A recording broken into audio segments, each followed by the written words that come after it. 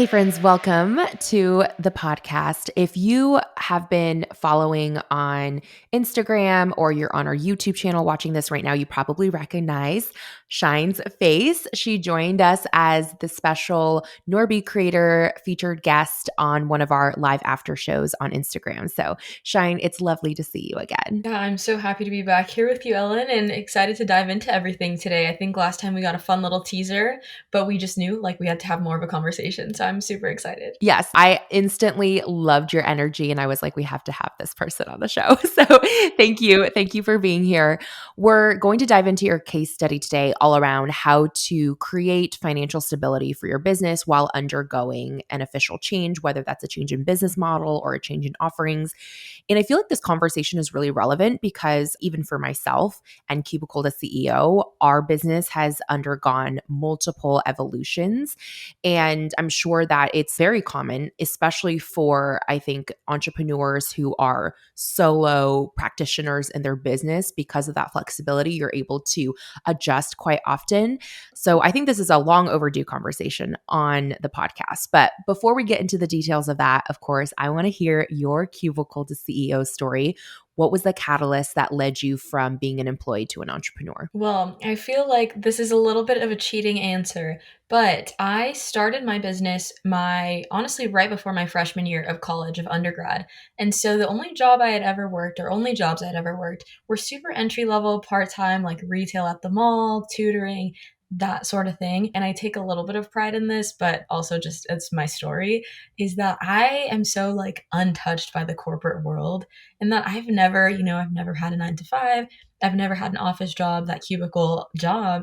And I honestly don't know if I ever will because of just the nature of how my career started and my journey thus far. But all this to say, I was working, retail, working at the mall, but I was in school. And when I started my business, when I started Designed by Shyne, it actually wasn't with the intention to start a business. I mean, I was a teenager, I didn't know anything about business. I really just had a passion, an idea with my friends, and I was like, okay, I'll sell t-shirts with my art on it because I wanted to put my art out there and I had no plan beyond that. I had no long-term vision.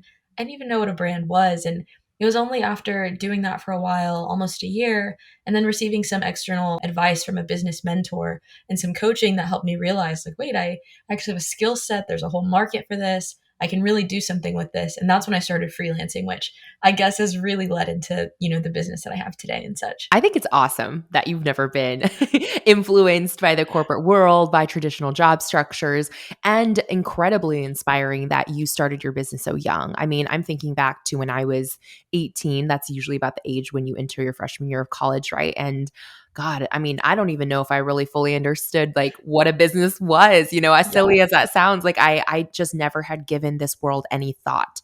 And so I applaud you for just jumping headfirst into creating and putting yourself out there, even if it was through a totally different vehicle than what you do today. Like you said, it's that same skill set that you have found different ways to express, right? Your creativity, your ability, your eye for design. And I feel like that's actually a perfect lead into the context surrounding this conversation, which is all about pivoting and evolution and iteration and how you're able to maintain your stability through that. So, just to give a little bit of context for our listeners, Shyne started Designed by Shyne in 2019. And as she just mentioned, it was started as a clothing brand where the art was being printed on clothing and then evolved into freelance design, which then evolved into one on one coaching and consulting for brand strategy. That then led to a period of intense burnout. And coming out of that burnout, Shyne started teaching workshops on innovation and design thinking. And then in 2021, scaled her then solo freelance practice into an agency model. And then now in 2023, where we're having this conversation, back to a solo practice. So I'm very curious to hear about this most recent transition. But I do want to touch on this one thing that I saw in your pre-interview prep that I was so fascinated by because I've never heard this term before.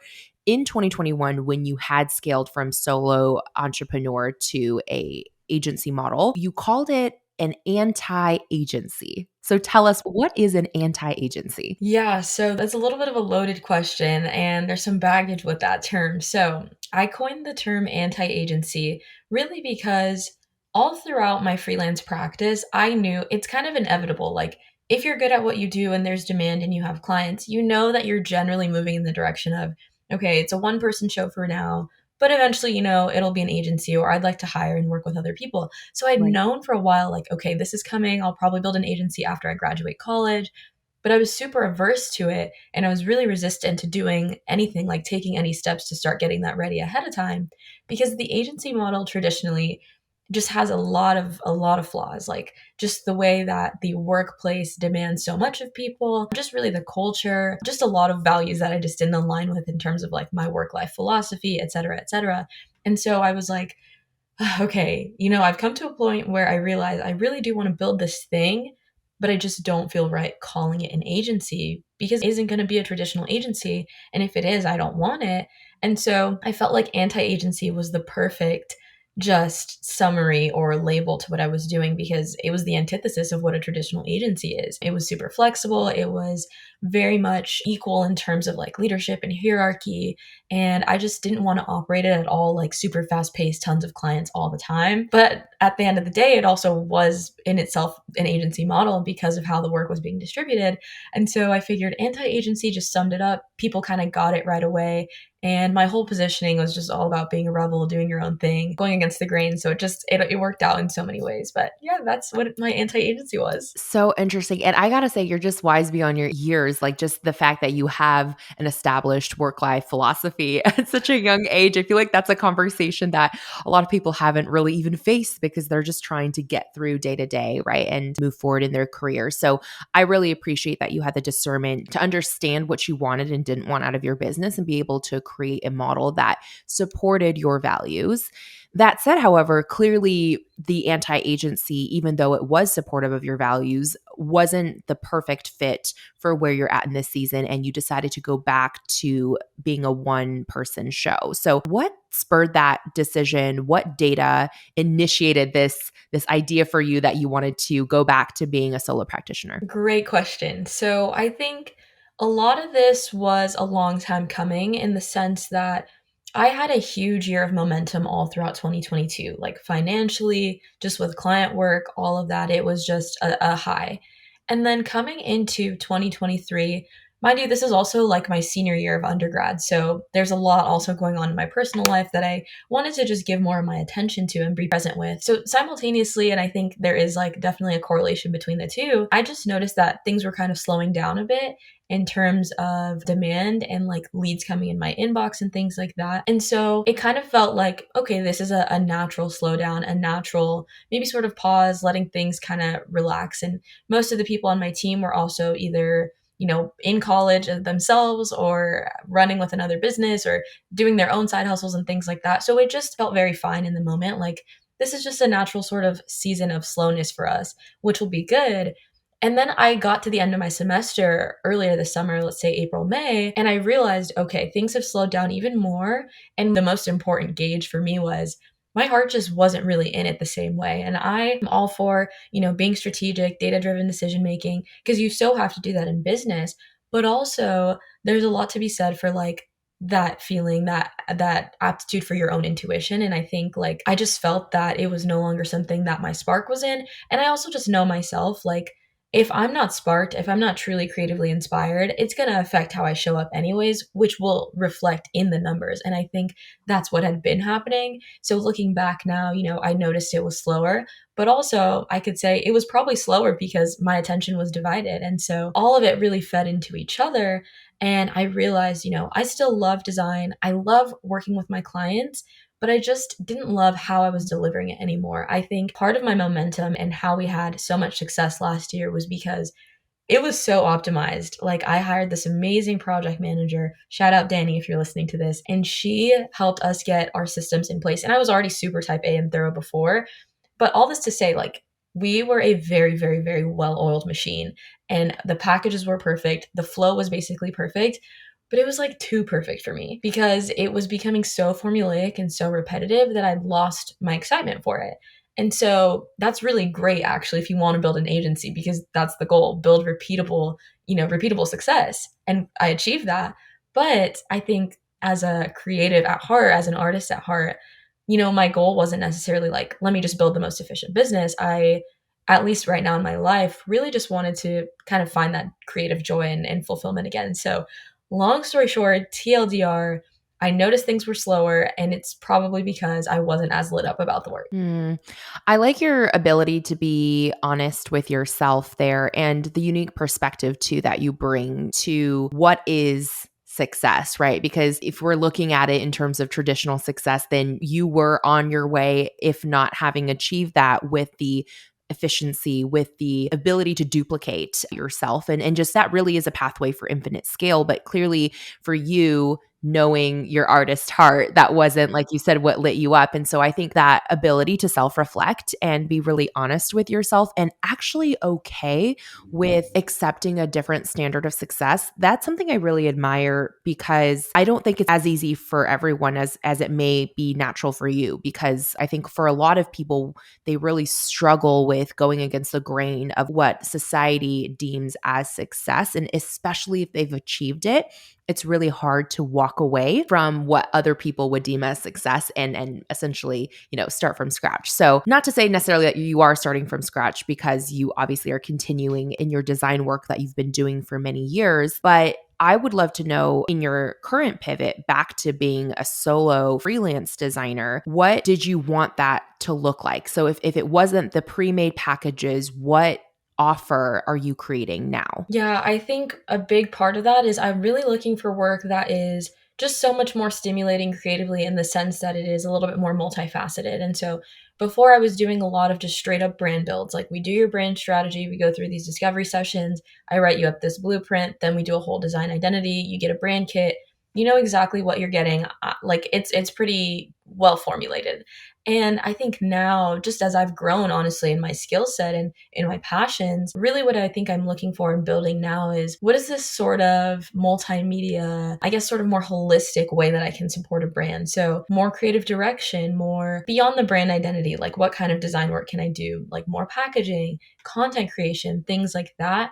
And I will be honest and say, like, I am still also in the exploration phase of that, because it's not what I had previously built, my business and my platform on. And so people don't necessarily know me as such. And I kind of feel like in some ways I am rebuilding, or, adding in new elements of even my own portfolio as a creative. I don't have content creation work in my portfolio for like product based brands, or I haven't done a retainer with, a huge brand like that before. And so there are things that are still new, and I am kind of starting from scratch in, which is interesting, because I think I just really needed that challenge too. And the novelty, which I think is really common for a lot of creative types. So I'm textbook in that way. But yeah, I think something that is more immersive, where I can really get into a brand and provide full support. So even if that's, brand consulting, or being more of like a, I don't know, like chief brand officer in your back pocket, I'm just thinking through more of those things with maybe less clients, but just deeper, longer term relationships. Yeah, and that makes sense too, based on what the packages seem to focus on before. That is a very project based business, right? Like, someone's not creating a new brand identity every single month or even every single year. And so it's kind of like one and done for a long period of time, hopefully, if you've done your job well, right? Because someone will want to really nurture that brand. But I can see the appeal of wanting to, like you said, explore different formats of how a brand can express its identity and really letting your creativity run wild there. So, yes, keep exploring there. I think that's so important. What did you feel in the transition process in terms of, and this is really kind of relating it back to our listeners? I know a lot of people who may be unhappy in the work they're currently doing or the way that they're doing it, and they want to make a change. But their worry is, okay, if I completely switch offers, or even more drastically, completely overhaul my business model, how am I going to be able to continue to survive in this transition window, right? Like, how will I pay my bills? If they have team members, whether employees or contractors, how do they make sure they're doing right by them? So, when you were in that transition process for you, what were some of the factors and what were some of the preparation steps that you took to ensure that you were set in those areas? That is such a real question, because I think, I don't know if anyone can relate to this that's listening, but really, I just didn't want to disappoint a lot of people. And I knew we had so much potential that it felt kind of weird to sell out on this thing. It felt like selling out on this thing that I had put so much energy into, and I had gotten buy in from my team. We're having meetings about vision and where we're going, and we're fired up. And then for me to say, hey, actually, I think we need to shift gears and have that talk of like, hey, our relationship's going to change. I essentially have to let you go. That was really challenging, honestly, in a lot of ways. And so I had kind of prepared like a timeline of when I really wanted to kind of phase everyone out. And so it didn't happen all at once. It kind of happened like project by project or in clumps. So, like I would let one designer off after we'd finished a set of work. And then, maybe kind of reduce our admin workload. And that kind of shifted more back into myself, handling really all of the client communications, then finishing up any projects, letting go of another designer. And so it was really just sort of like, I tried to make it feel, I guess, as organic and natural with the flow of the work as possible so that everybody on the receiving end just kind of felt like, okay, you know what? This makes sense. Like, there's not that much work going on right now.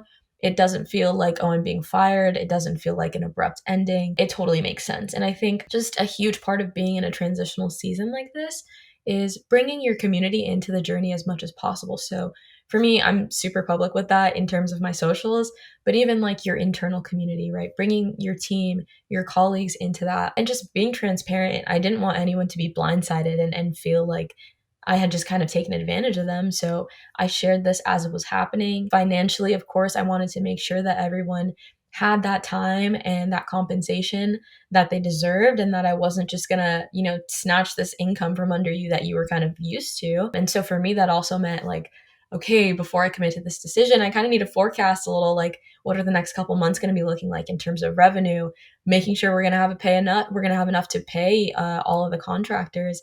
And if I'm not going to be taking on new work in this type of package, how am I going to make sure, like, what am I going to have to do? How am I going to balance out these changes to just make sure that we have enough essentially runway to keep paying all of our expenses for the time being? Yeah. And thank you for sharing your real numbers with us. So, just to give our listeners a little bit of context, for you, you had to establish your financial baseline as a 3-month runway, right? Right. Where you could cover the bills for 3 months, overheads, your own pay during that time. And at the time that you, and correct, feel free to jump in or correct me if I am misreading any of this, but you had about $15,000 to $20,000 in savings when you started this process of deconstructing your previous business model.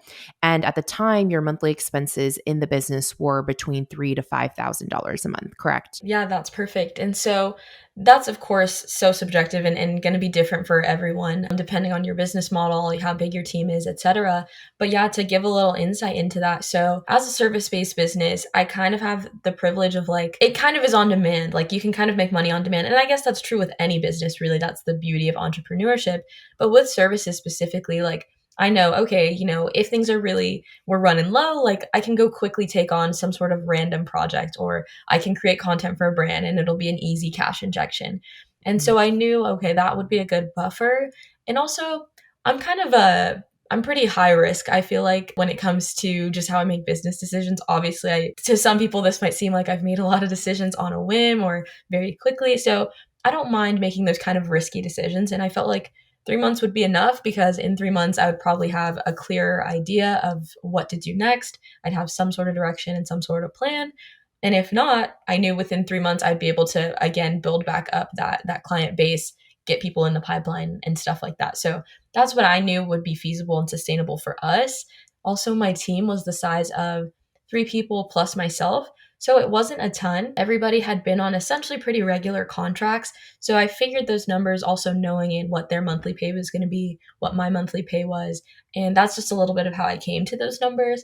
Of course, it's different for you based on what your business model is. But yeah, I really just took into consideration, okay, 3 months of expenses, including everybody's pay, including my salary, and then, of course, like expenses, subscriptions, things like that. But yeah, I felt like that was a pretty safe number. And thankfully, I mean, we didn't get to a point where I even had to exhaust that because I did end up having more clients coming in anyways and was able to balance that out and also transition into kind of this newer model or I guess old model, but yeah. That's actually what I was going to ask you is did you rely solely on your existing savings to fund that period of transition or were you still actively taking on new projects? So you mentioned you did have a few clients come in at that time.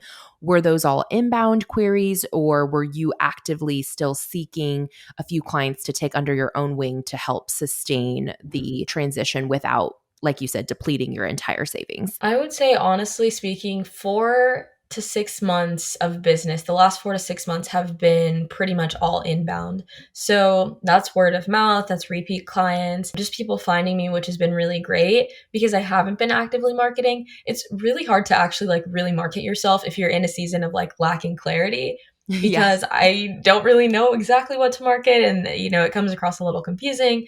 And so I was really just kind of open like, hey, whatever creative projects come my way, I'll kind of filter them and allow them to help me even get clearer as a gauge of like, oh, this sounds exciting. Oh, that doesn't. Help me get clear on what I do want to offer and how I do want to kind of reposition. And so throughout this time, everything has been pretty inbound. And during that, I think I got maybe 75% of the way through that savings for the first like 4 months of this transition. And then the last 2 months have been a lot more project based income where we're having to tap into that, and it's really kind of new income, new sales that have been driving just the business and have been providing for like my pay and other expenses. So I would say, yeah, for about 2/3 of the way it was a lot of savings, and thankfully now the inbounds have gotten to a point where I no longer have to rely on the savings. So when these inbound queries came in, and you mentioned a lot of them are word of mouth. So the natural question that comes up is, okay, if you're getting word of mouth referrals from past clients, let's say, who loved your work with them, they can only refer you based on their experience with you, right? Which was in you creating their brand identity and that like pre-packaged formula that you were not so in love with anymore. So if they brought you new clients under that premise, how did you navigate between, okay, I want to help these new inbound clients because, you love your design work and it's money coming in so you don't have to rely as heavily on savings, but at the same time not literally just find yourself back in that same hamster wheel of doing the work that wasn't fulfilling you in the first place? Yeah, I think I really just sort of took the reins in terms of stripping out everything that I didn't want to do in terms of the types of work. And so, yeah, I'm still doing some branding, some brand identity work, but I'm also doing, more packaging or different things like that. And so, one, being a little bit more discerning in what types of projects I'm accepting, and then two, really just honestly kind of taking out what I don't want to do before I even present to a client what I'm capable of. So people will come to me, hey, I saw you did so and so's brand identity, or I saw you did so and so's like branding for their event. Super cool stuff. Like I'm looking for branding. And I'll just say, hey, this is what I can do. And whereas it used to be this kind of huge, perfect package of this crazy, intense brand build, now I'm more so like, hey, these are actually the aspects that I know you need and that I feel lit up by right now. So here's this. And not to say that they're none the wiser because they could easily ask, their friend or whoever referred them what exactly they got. But I mean, it's kind of like, I guess I would liken it to a restaurant. I mean, if you go to a restaurant and the menu's changed, you're still going to eat at that restaurant. You just have different options available. And so I think it's kind of like that. I mean, at the core, yeah, I can still provide the same services, but how I want to package those is just a bit different. But they don't really know and they don't really care because if they feel that whatever I'm offering is going to help meet their needs and get them on track to their goals, then they're happy. So I would say I would focus more on what I can do for them and how we're going to drive them forward than perhaps what they had heard that I've done for other clients in the past. I love that analogy. I'm such an analogy queen. Like, that is literally how my brain learns and works. So I really like that concept of, yeah, like we are very accustomed to going to our favorite restaurants and seeing a menu change. And we're not like, okay, like, no, thank you, right? We're open as humans most of the time to exploring new options. So that's such a great way to put it. You mentioned earlier that packaging, like product packaging, which I assume includes like labels and, literal boxes and things that products get put in, and content creation for other brands was something that you really wanted to explore, but that you didn't have existing work for in your portfolio. So as you were, discussing with these new leads, hey, here's some of the work that I can do for you. How did you position some of these new services like content creation or packaging design to them without any prior work to back it up? I ask this question because I know we have a lot of freelance service providers that listen to this podcast. And that's a question that comes across a lot in my DMs, even saying like, hey, I really want to pivot into this new service or this new offer, but I don't have any background in it. So people feel not as confident in being able to pitch themselves. So I'm just curious how you navigated that. Absolutely. I think with with any type of pivot, whether it's you're getting a new job, you're switching industries, you're switching your business, you want to just try your hand at a new service, something that I've always done, because I'm obviously a chronic pivoter, if you couldn't tell by the beginning of this episode, something I just always advise is you have transferable skills. You have things that you can carry over into this next season or this next job or this next role. And so I wouldn't focus on what I don't have or the fact that I'm new. I always try to paint the picture for people like, hey, I've actually been doing this, maybe just in a different format, and I will show the proof of that. So, with this specific example, let's say content creation for products and product packaging. Have I done that? Is it in my portfolio? No. Have I created a ton of content for my own brand and different brands, whether that is more of like a SaaS brand or like software or something like that? Yeah, I've done that. And so even though I haven't done this exact thing in this exact industry, at its core, I can demonstrate I know how to create good content. I know what people want. I have strategy and like the psychology behind the content that I'm creating. And then I also, on the other side of that, have like photography and videography skills, which are in my portfolio. So even though I Mm. don't have this specific combination, I have both of the backgrounds, the foundation for that, which I am confident I can combine to provide this new thing. And so I would say, I mean, even when I transitioned from doing brand design to doing brand strategy, like I wasn't certified, I was self taught via the school of YouTube. But I knew because I was having these conversations with clients because I kept hearing feedback that, hey, you're such a great listener. Wow, you're really great at taking all my jumbled thoughts and making them concise. Oh, wow, like you can make really great messaging. I didn't really even know what those things were at first, but after really diving into that and leaning into the things that I'd been either affirmed by or hearing or just curious about, I realized, oh, I was kind of doing this in some format. And so my advice to you, long story short, is you have some sort of foundation. Your pivot isn't coming completely from nowhere most of the time. Even if it's not a hard skill, you have some sort of soft skill, some sort of, thought model, mental model that is going to lend itself to what you do now. And so I would say number one, be confident in the background that you do have.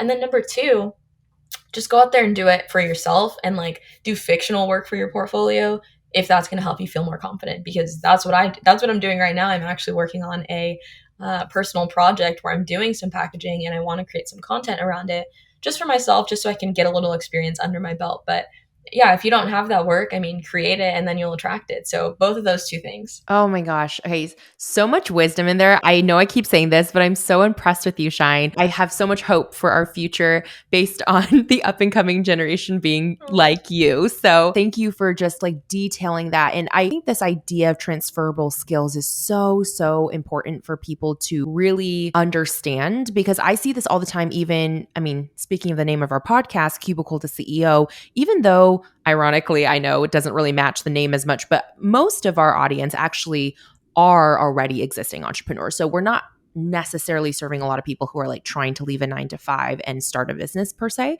But even so, I see that as like one of the most common barriers for newer entrepreneurs or newer business owners is they have this habit of discounting their entire history of work, right? Or not even professional work, but just like their entire history of living. And it's almost like they feel if they start a new business that they literally have nothing. They have no skills, they have no connections, they have no whatnot.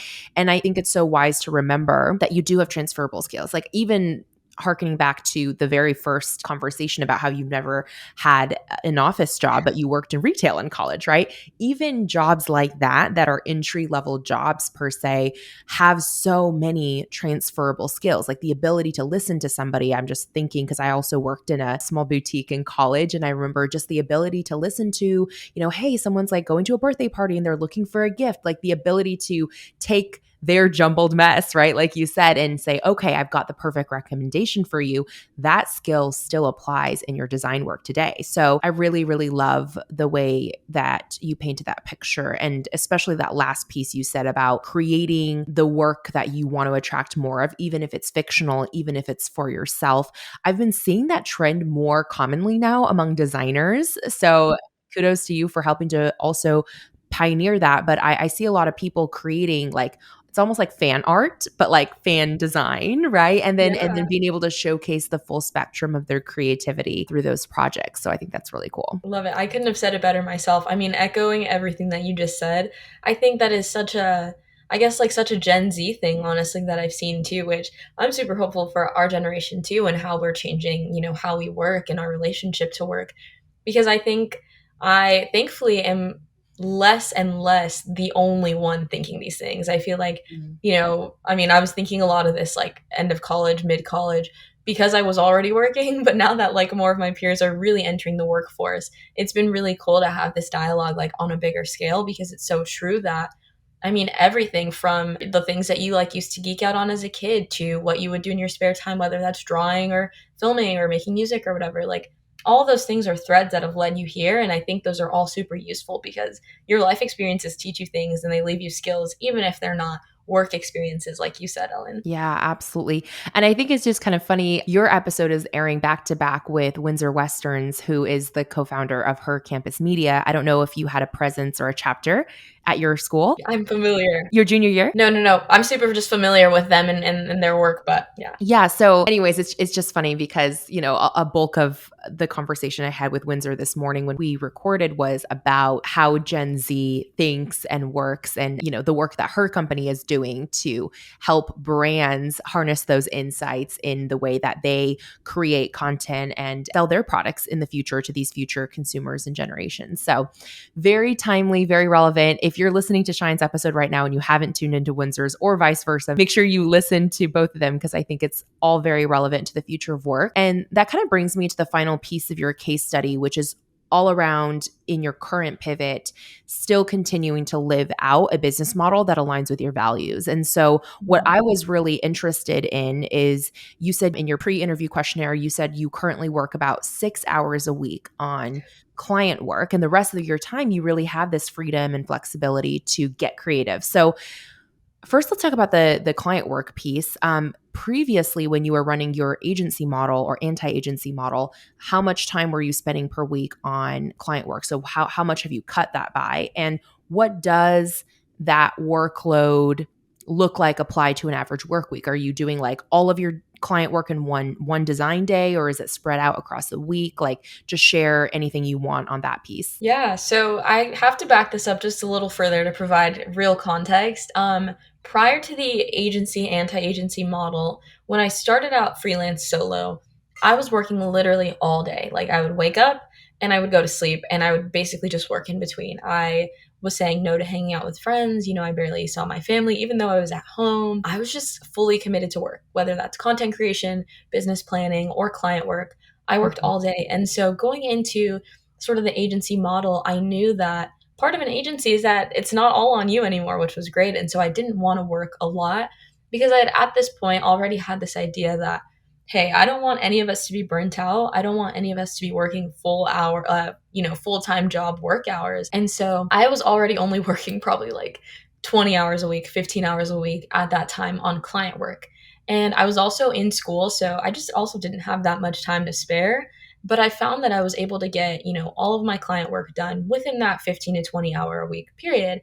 And Mhm. so now, working about 6 hours a week, really what that comes down to is I have a lower capacity. So because it's just me and not me and other designers, I've taken on less clients. So naturally, there's less work. And then also, I just think I'm a little bit more efficient now because my attention really isn't split among, school and social life and all that. Now I can kind of just focus work from X hour to X hour a day.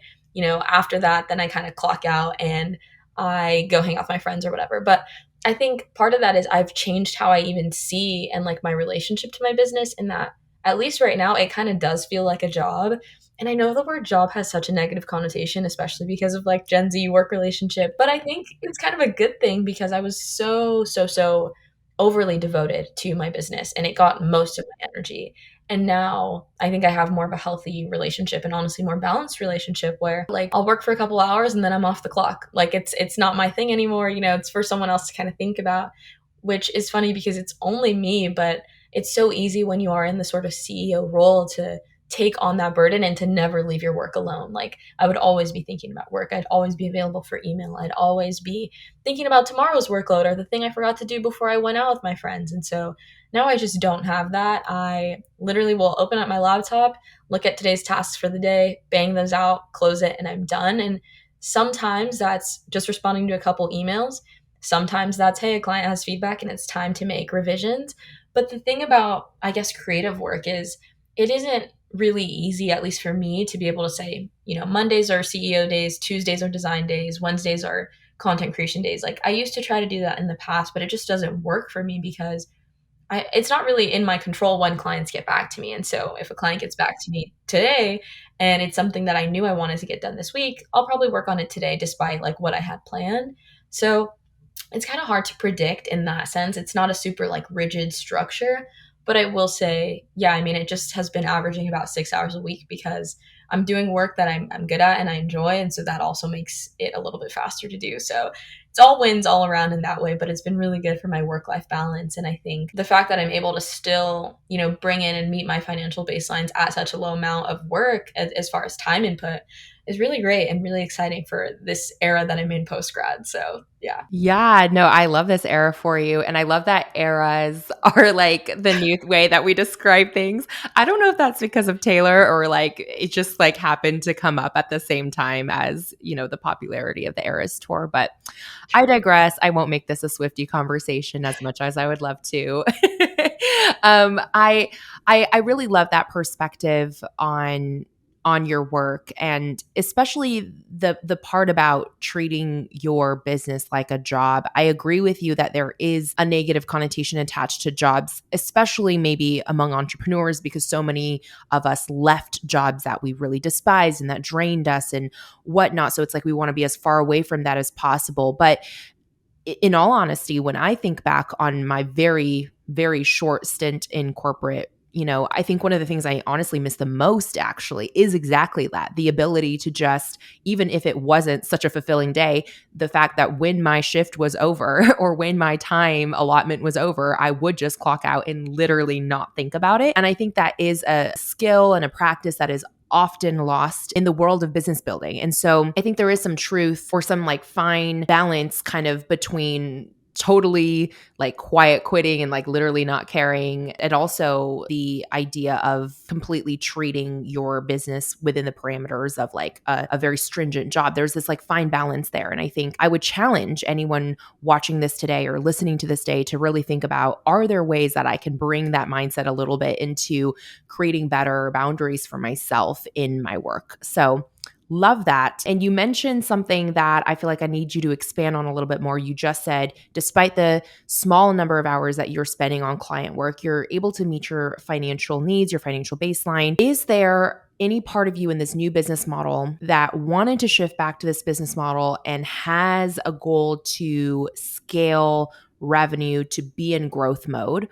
Or for you in this particular moment in time, are you like, you know what? I am not really interested in trying to scale revenue, trying to grow beyond where I'm at right now. And it's really more so about buying your time back. The funny answer is it's honestly both. Like, I think it depends on the time of day that you ask me because I feel like I'm like kind of at odds with myself, and it's just such a conflicting thing and position to be in because on one hand, my nature like is so go-getter. Like I started this business, okay, I pivoted this business. I kind of just do what I want on my own terms. Like I'm going to go after it.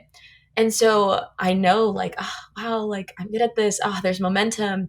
Oh, this is fun again. Like my nature is to want to, just fire that up and just keep growing that and scaling. But then I have to like talk myself back down to earth because at the same time, I don't think I fully am in a place where if I did really go all in, scale this again, that I would super enjoy it and that it would be anything different than the last time. In a way, yeah, I have learned from it, but I just don't think I've fully maybe kind of dug up all the roots as to why the things that happened. And I just don't think anything that I create would be much more fulfilling, at least in this time. I think right now, honestly, because it's just the era of life that I'm in, as far as being post grad, being back home with my parents, I am so like stay at home daughter right now. I don't know if you've seen that trend on TikTok, No, I but I'm like haven't. so You have to look it up because I'm so stay-at-home daughter right now. Like, I think it's just fun to be able to express my creativity and like my work and my passions in different formats outside of my business right now. And I know that I'm so like one way, all in or nothing, that if I did really devote myself to scaling this company again, I would do it and I would go all in, but at the cost of all the other things that I'm enjoying right now. So maybe my confession of today is also that I need to find my own balance before I can kind of redo that. But yeah, I think overall, I know buying my time back is more important. It's just also a little tiny part of me, the proclivity to want to just take advantage of the momentum and leverage to get to that next level is always in the back of my mind. I can relate to that so hard. I mean, gosh, it's really hard to like unlearn your hardwiring, especially if that is in your nature to want to like really go after things hard, which is totally how I am too. But I think it's really wise for you to understand that rushing the process will probably just lead you right back to where you were. So it kind of undoes all of the work that you've, taken to get to where you are right now in this season of exploration. So love that you gave an honest answer because I don't think any of us have it fully figured out. And my answers to many things would probably also sway depending on what time of day you ask me or what season or what month. So I'm right there with you. My final question for you around this is, we talked about you limiting your work hours for client work. What are you doing in the other hours of the week? Are you just working very little overall and taking that free time just to be a person and, hang out and enjoy your life as a stay-at-home daughter in your post-grad era? Or are you specifically allocating time for other non-client projects? And if so, what does that look like? Yeah, I would say it's been a mixture of both. I've really been enjoying, so also for context, I'm an Adobe Express ambassador. And so I work with that team on the product on the app, and I get to just like promote it honestly. And so a lot of that is content. And it's been really fun because I didn't have a ton of time to devote to creating a bunch of content, doing events, and, really leaning into that as much as I could while I was in school.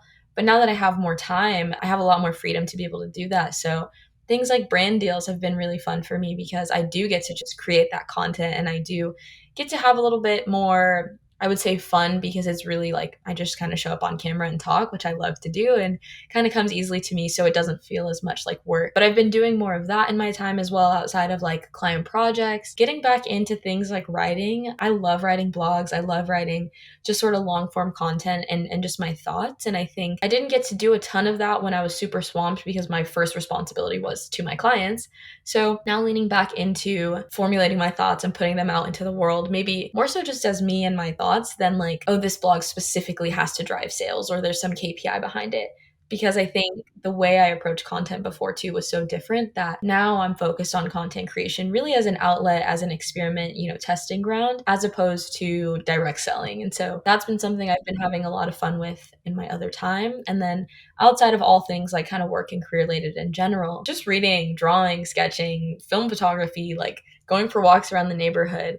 I think they're things that are so like normal and healthy for us, but easily fall to the back burner when things get really busy in our careers. And so I've been trying to be really intentional about hobbies again and like just allowing myself to have other outlets too for creativity. Yeah. Wow. This is such an encouraging conversation. I really hope that those of you tuning in today feel a little bit lighter, maybe than when you started this episode, and just really thinking through if you're wanting to make a pivot, how you might be able to approach that, how you can take Shyne's perspective that she shared today and apply it to whatever transition you're going through too. Shyne, thank you so much for your transparency and sharing with us what you're going through. Also, I'm sure there are some listeners who want to connect with you. So where can they find you? How can they best reach you? Yeah, thanks so much for listening. You can find me anywhere on any social platform at Designed by Shyne, designed with an ED by Shyne, Shyne. So you can find me there. Shoot me a message that you listen to this or watch this, and I'd love to talk to you. Also, just a little shameless plug. I mean, I am taking clients, whatever that looks like for you. Maybe a surprise. We can talk about it when we get in contact. But yeah, for things like design, branding, creative direction, all that good stuff, I'd love to talk with you if you're interested, if you're looking for someone that's kind of a creative unicorn. So hit me up. And yeah, I'm always talking about this kind of stuff and sharing the behind the scenes of my sort of career journey right now on social. So come find me on Instagram and TikTok specifically. But thanks so much for listening. Amazing. And we'll make sure to drop all of Shyne's links below in the show notes or in the YouTube description if you're watching. So make sure you go say hi, tell her that you found out about her from Cubicle to CEO. And definitely for your creative needs, this would be a great person to speak to. So, Shyne, thank you again. And everyone else, I'll catch you in next week's episode. Okay, thanks, Ellen.